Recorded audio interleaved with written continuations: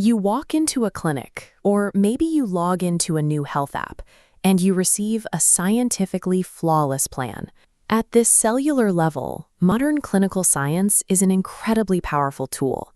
We can identify threats, classify risks, and intervene with immense scale and precision. Yet, biology alone is rarely destiny. The exact same mechanical failure in a body carries wildly different consequences depending entirely on the human attached to it. A torn muscle for a wealthy executive might mean canceling a weekend golf trip.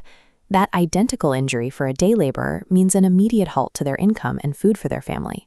The biology focus shifts from identifying what is broken in the body to identifying which parts of a human's life that bodily failure has disrupted. That brings us to the second layer, the psychological reality. This is where a disease migrates from an isolated physical organ and bleeds into the patient's inner mental world. A routine diagnosis for a physician often triggers the collapse of a patient's identity. Their envisioned future is abruptly replaced by fear, shame, and a profound loss of autonomy.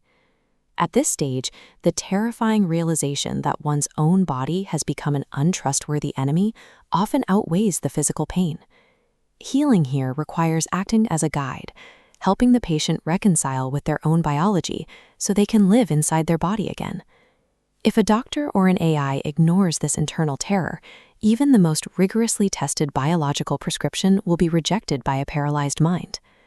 Finally, we zoom out completely to the third layer, the social environment. Illness never exists in a vacuum. It lives inside a family dynamic, a workplace, and a local economy. This is where standard medical commands crash straight into socioeconomic walls outside the clinic. The instruction to rest fails if you are the sole breadwinner. The command to eat healthy is useless in a food desert. We end up with a tragic irony in modern healthcare. Advice can be 100% scientifically flawless, yet functionally impossible to execute in the patient's daily reality. A treatment plan drafted without mapping the patient's social and economic reality is not a medical strategy. It is a fantasy. Seeing all three layers clearly requires a total restructuring of how we provide care. True medicine cannot be a top-down dictation of health rules. It is the delicate art of building a shared understanding between the healer and the patient to combat their suffering together. Which leaves us with an urgent challenge. In an era where artificial intelligence is taking over health diagnostics, how do we teach a machine this profoundly human art? A health AI must be designed as a wellness protector. It cannot simply crunch biological data and spit out sterile risk scores. We need a design law for future health AI. Every single recommendation must pass through a strict 3-stage algorithmic filter before it ever reaches the user. Gate 1 asks, is it biologically sound? The system must ensure the action technically heals the physical body. Gate 2 asks, is it psychologically safe? The AI has to analyze the patient's anxiety and readiness to ensure the mind can accept the action without breaking.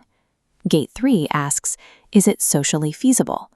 The system must calculate if the patient actually has the money, the time, and the environmental access to follow through.